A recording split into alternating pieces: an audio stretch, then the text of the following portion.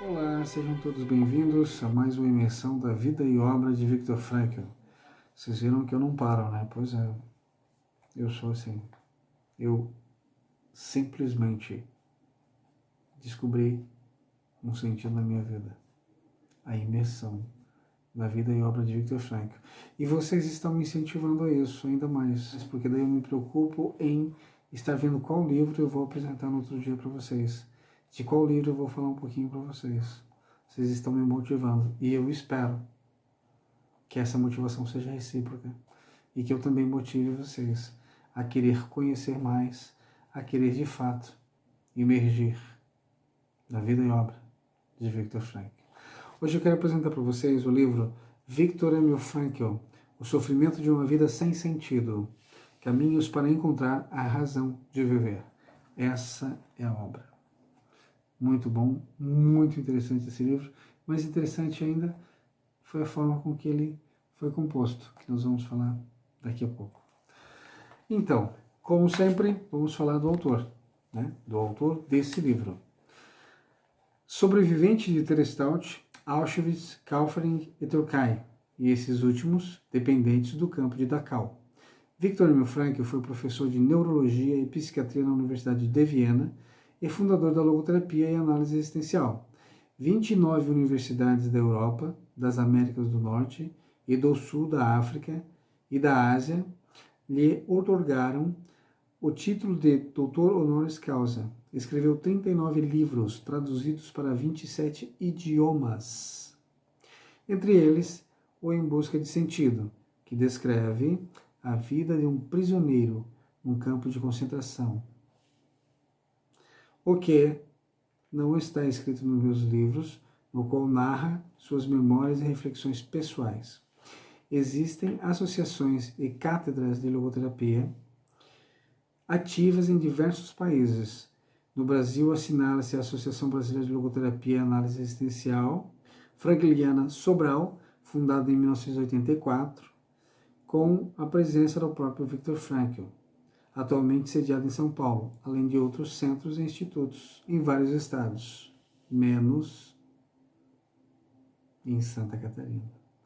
Por isso, eu conto com todos vocês, curtindo, compartilhando e comentando sobre as obras que a gente apresenta aqui, para que a gente sensibilize as faculdades, as universidades a trazerem, sim, especializações de logoterapia para o nosso estado, porque nós, catarinenses, também merecemos conhecer e vivenciar a logoterapia de Viktor Frankl.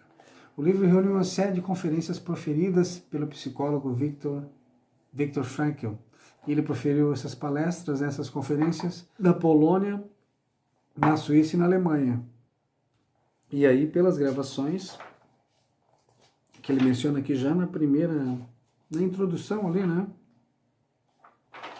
Na página 9, o sofrimento de uma vida sem sentido, tomado por base, sem modificações, a gravação em fita magnética.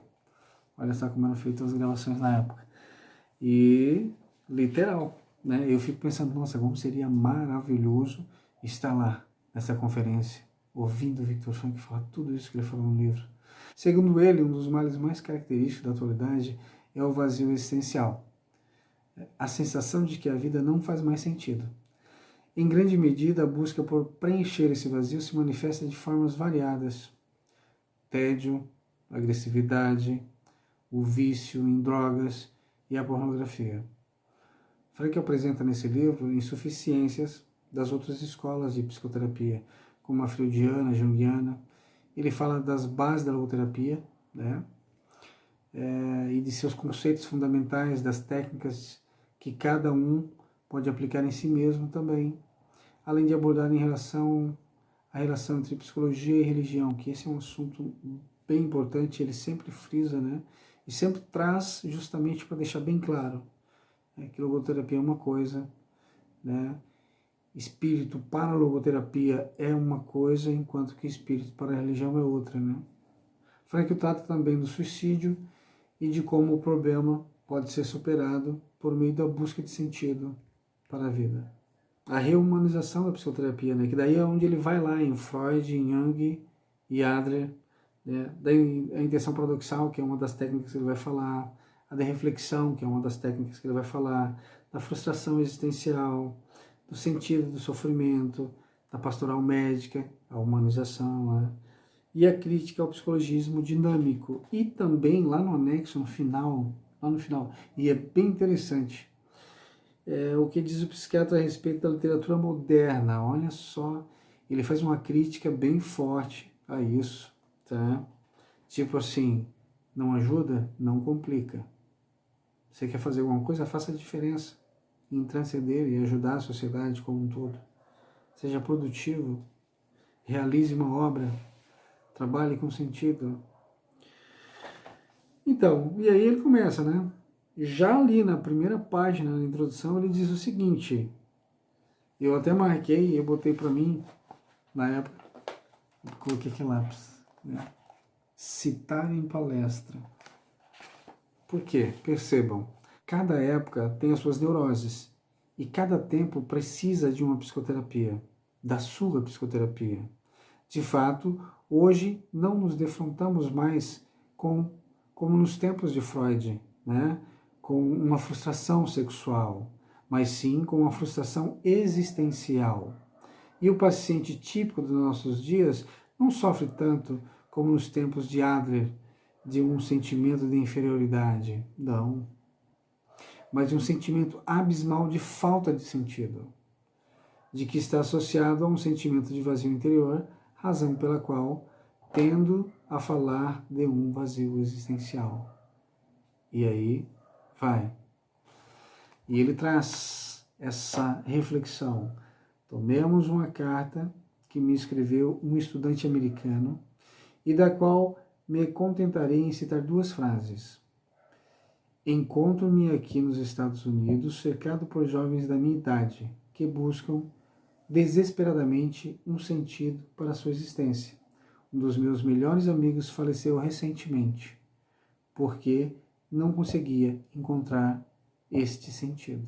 Na página 10, no entanto, não somente entre jovens, a respeito da geração dos adultos, limitar-me-ei a apontar o resultado das pesquisas levadas a cabo por Rolf von Eckartsberg, junto aos alunos formados da Universidade de Harvard, que já eram 20 anos após a conclusão da graduação, né, uma vida, uma porcentagem considerável desses estudantes que, entre mentes, tinham feito carreira em suas respectivas áreas e, além disso, apresentavam, aparentemente, levavam uma vida digna e feliz.